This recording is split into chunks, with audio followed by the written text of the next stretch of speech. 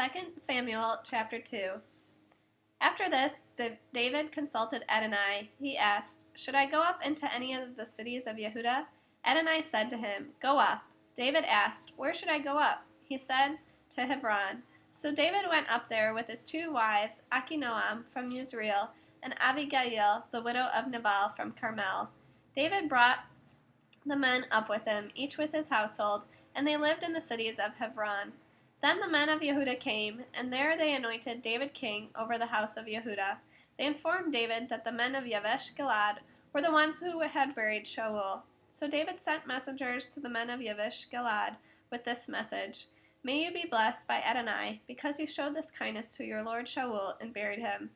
Now may Adonai show kindness and truth to you, and I too will show you favor because you have done this. Be strong and be brave. Shaul your lord is dead, but the house of Yehudah have anointed me king over them." Abner the son of Ner, commander of Shaul's army, had taken Ishbosheth, the son of Shaul, brought him over to Machanaim, and made him king over Gilad, the Asherai, Israel, Ephraim, Benjamin, and all Israel. Ishbosheth the son of Shaul was 40 years old when he began to rule over Israel, and he ruled for 2 years. But the house of Yehudah followed David. David was king in Hebron over the house of Yehudah for 7 years and 6 months. Abner the son of Ner and the servants of Ishbosheth the son of Shaul went out from Machanaim to Givon, while Joab the son of Zeruiah and David's servants also went out, and they met together by the pool at Givon. One group sat down on one side of the pool, and the other on the other side. Abner said to Joab, "If it's all right with you, let's have the young men get up and fight it out between themselves while we watch." Joab said, "Yes, let them." So they got up and paired off, 12 for Benjamin and Ishbosheth, the son of Shaul, and 12 of David's servants.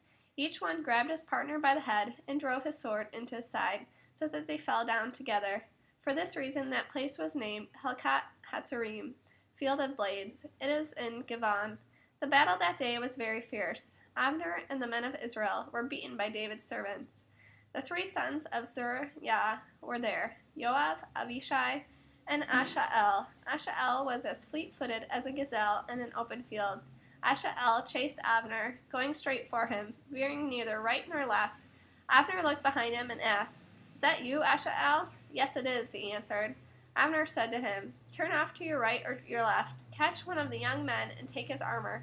But Ashael wouldn't turn aside and kept following him. Abner said again to Ashael, "Turn aside and stop following me. Why should I kill you? If I did, how could I look your brother Joab in the eye?" But he still refused to turn aside, so Abner stabbed him in the groin with the back end of the spear, so that the shaft protruded behind him. He fell down and died on the spot. Everyone who came to the place where Ashael lay dead stopped there. Joab and Abishai continued in pursuit of Abner. The sun went down when they arrived at Ammah Hill, across from Giah, along the Givon desert road. The people of Benjamin gathered themselves together into phalanx behind Abner and stood on top of a hill. Then Abner called out to Joab, "Must the sword go on devouring forever? Don't you know that in the end it can produce only bitterness? How long will it be, then, before you tell the people to quit pursuing their brothers?" Joab said, "As God lives, if you hadn't said something, there's no doubt that the people would have kept following their brothers all night long." Then Joab sounded the shofar, and with that the people halted. They stopped pursuing Israel, and they stopped fighting. Abner and his men went through the Arivah all that night. They crossed the Yarden, went through all of Bitron, and arrived at Machanaim. Joab returned from following Abner. When he brought the troops together for review, 19 of David's servants were missing, along with Ashael. But David's servants had killed 360 of Abner's men of Benjamin. They took Ashael and buried him in his father's tomb in Beet-Lechem. Then Joab and his men marched all night, so that they reached Hebron at daybreak.